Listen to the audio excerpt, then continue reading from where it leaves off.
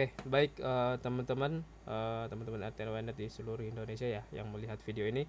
Jadi kita lanjut ke menu selanjutnya. Di sini sebetulnya lebih tepatnya ke submenu ya. Jadi ada transaction di sini, kemudian ada submenunya, ada transaction, ada operational cost, juga ada invoice. Kita sebutnya invoice kecil gitu ya. Tapi yang akan kita bahas di sini terlebih dahulu adalah transaction. Ini adalah fitur yang menurut saya yang paling penting ya buat buat saya pribadi gitu untuk pencatatan keuangan teman-teman. Artinya mungkin tidak sekompleks pencatatan keuangan pada umumnya gitu ya. Tetapi di menu ini gitu ya, di transaction ini kita bisa melihat saldo kita lah teman-teman gitu ya, keuangan usaha kita gitu ya, sehat atau enggaknya gitu. Jadi kita bisa lihat di sini ya, dengan catatan teman-teman harus rapi juga untuk menambahkan apa namanya data-data pengeluaran mungkin gitu ya. Kalau pemasukan mungkin semuanya nanti dari sistem gitu ya. Artinya ketika ada proses-proses uang masuk seluruhnya itu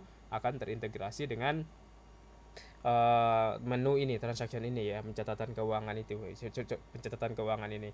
Nah kemudian kalau untuk pengeluaran teman-teman yang tercatat dalam sistem secara otomatis gitu ya, yang pertama ada biaya pengeluaran untuk pemasangan PSB untuk teknisi gitu ya. Yang kedua ada biaya apa namanya sales gitu ya, kalau ada biaya salesnya gitu ya teman-teman.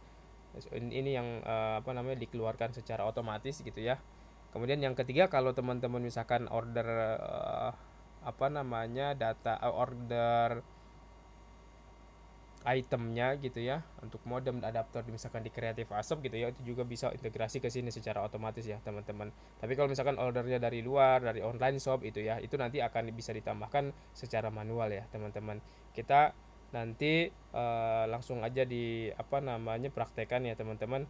Nah sebelum masuk ke situ teman-teman, nah di sini saya ingin menjelaskan dulu sedikit yang pengeluaran di yang kemarin ya untuk aktivasi atas nama Jun. Nah di sini ada biaya sales paket internet 20 Mbps Jun gitu ya, biaya salesnya itu 80.000. Kemudian yang atas di sini biaya teknisinya 100.000. Nah dari mana sih ini 100.000 dan 80.000 ini teman-teman? Jadi kita melihat dulu sumber dari pengeluaran ini dari mana gitu ya. Nah kita masuk ke branch dulu teman-teman, di sini master data branch. Nah kita coba edit dulu yang ini view gitu ya. Jadi di sini teman-teman sumbernya dari sini. Jadi technician fee 100.000, sales fee 80.000. Nah kalau teman-teman nanti misalkan oh ternyata teknisi saya 50.000 atau 150.000 lebih besar gitu ya, nanti disesuaikan di sini teman-teman. Atau salesnya misalkan cuma 50.000 atau 100.000 gitu atau lebih besar dari itu, disesuaikan di sini juga teman-teman. Nanti pada saat aktivasi customer baru gitu ya, otomatis nanti biaya ini yang masuk ke dalam transaksi untuk pengeluarannya di sini teman-teman gitu ya. Jadi otomatis, jadi teman-teman bisa apa namanya sesuaikan di konfigurasi branchnya gitu ya.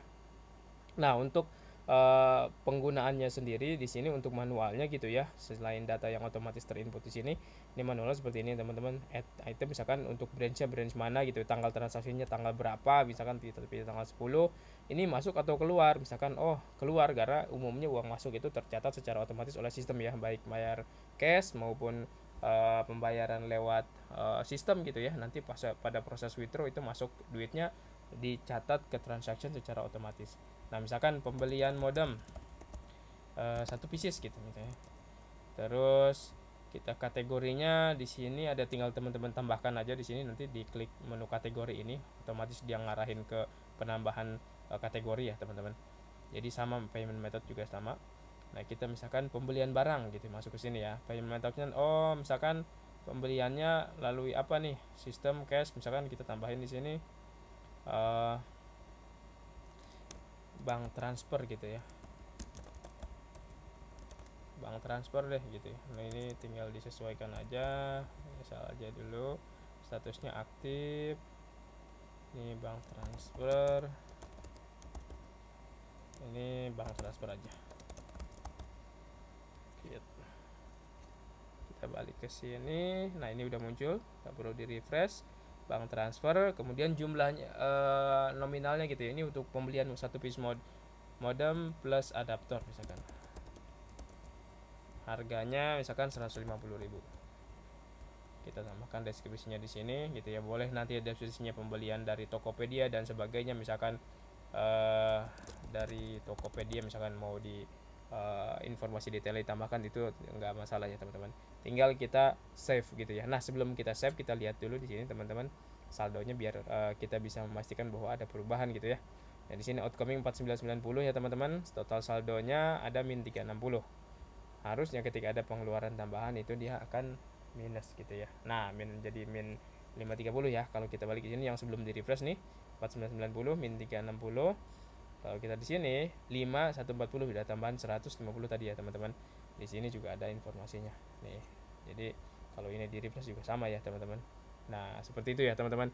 Jadi untuk penggunaan menggunakan sub menu transaction ini kurang lebih seperti itu teman-teman. Jadi di sini juga kita bisa filtering gitu ya, by kategori, by brands, by kategori gitu, transaction tipenya masuk atau keluarnya gitu ya, transaction name-nya atau created by-nya gitu ya. Itu juga bisa kita trace di sini teman-teman, atau di filter ya. Kemudian di sini juga ada filtering berdasarkan yang kemarin kah, atau hari ini kah, atau berdasarkan tahun berapakah gitu ya transaksinya gitu ya. Ini juga bisa difilter di sini teman, atau custom, misalkan kita pengen dari tanggal berapa sampai tanggal berapa, dari bulan berapa sampai bulan berapa, atau tahun berapa sampai tahun berapa, nanti bisa difilter berdasarkan yang kita inginkan ya teman-teman. Jadi kurang lebih untuk penggunaan menu transaction atau sub menu transaction kurang lebih seperti itu teman-teman ya. Nanti kita akan lanjut ke menu selanjutnya gitu ya teman-teman. Baik, terima kasih teman-teman. Kita akan lanjut ke menu selanjutnya.